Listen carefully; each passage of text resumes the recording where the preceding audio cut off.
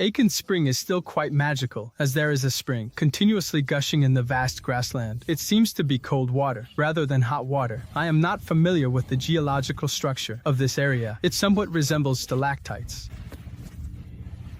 It feels like that kind of fish skin peanut.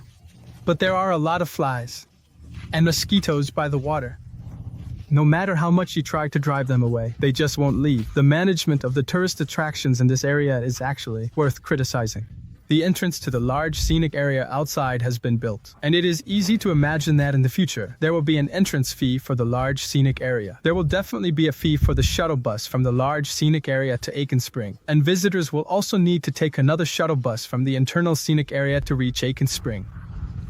After feeling it out, the observation platform that allows for climbing to see the view costs 20 yuan, and they charge for each person. Then, for one planet, it costs 200 yuan, and they charge for each person again. In any case, everything requires payment. Currently, it's not expensive, just 20 yuan.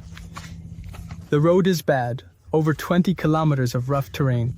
Without a drone or high vantage point, you won't see much. So whether it is worth coming here is a matter of personal opinion. If you look at Akin Spring from the side, it is just a spring on the grassland. What you see in the aerial shots of Akin Spring is actually a deeper color.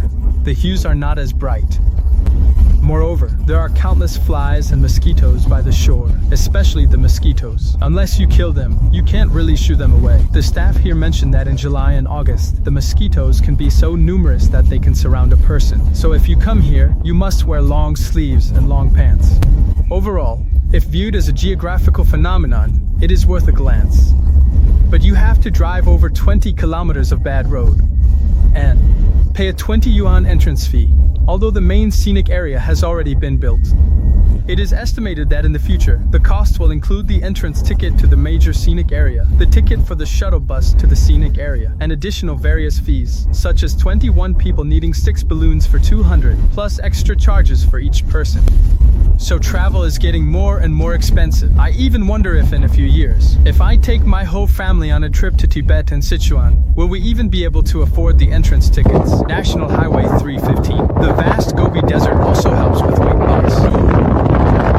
There's nothing but a big street. I've been driving on this straight road for dozens of kilometers now, but I can't see the end in sight. This is the Mars #1 highway. The Northwest Grand Loop must include a Ruoqiang Yunnan and the Mars #1 highway in this lifetime. There is a door frame ahead, and going through that door frame leads to Mars #1 highway. But I don't want to go there because I feel this place is not as fun as the Great Highway. After taking a look, there isn't anything particularly special. West Taikajina Lake clearly does not resemble a lake in Tibet. The lakes in Tibet are very distinctive. They are quite large and seem to have no boundaries. What is particularly unique is that National Highway 315 runs over the lake, like a dam, passing right through the middle of it. This is quite beautiful. In fact, the Yunnan formations on National Highway 315 are not as spectacular as those in the Jada Earth Forest or the Great Desert. However, what makes them unique is that there are water Yunnan formations, meaning some of the Yunnan are partially submerged in water. Is this the famous road, Tongtian Avenue? Successfully arrived in Delingha, and there is Toy Gu Ro. You should try the Toy Gu Ro. It's very delicious. Honey.